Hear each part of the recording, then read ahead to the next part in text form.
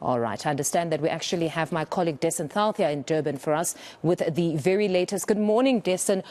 How's the situation looking like this morning? You have an aerial view. Has it been somewhat quiet or it's starting to get a bit busier?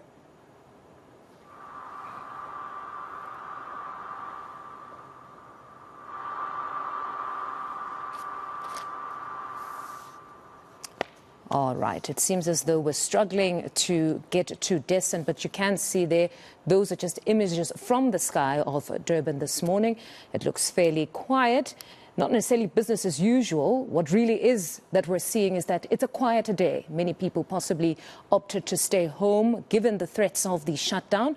What the reasons are is what we want to find out on the ground as soon as we can get in touch with our reporter Dasen. But we do believe that everywhere else in the country for now, it remains fairly calm.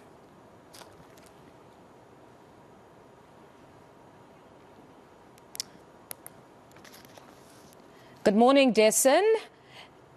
Can you just give us the very latest from Durban? How's it looking like? The airspace here, so I'm not. We are flying over the Westville area, and in fact, just a short while ago, the provincial commissioner in the province, Lieutenant General Nkwanzi, had done a similar flight. So he was inspecting some of the so-called hotspot areas, just to see if there were any flare-ups and also look at the deployments of the SAPS. But during that briefing prior to his flight, we were able to get an update, and he was telling us that so far they've already, after the overnight incident, they've already managed to make a few arrests because there were certain flare-ups across Durban. We were out last night as well, and we were monitoring those. So mostly road blockades. There were small groups of people that were burning debris and tires in some cases, some to the south, some towards the north of Durban as well. But all of that was cleared up quite quickly. Now the picture that we are showing you is markedly different. You'll see that traffic, as there are only a few cars really on the roads, but it is moving freely. We just flew over the Pavilion Shopping Center. That was also fairly quiet. Most of the malls are looking safe, albeit not as busy as they would normally be. But we also saw that there were certain security vehicles and police vehicles that were stationed in the vicinity of those malls.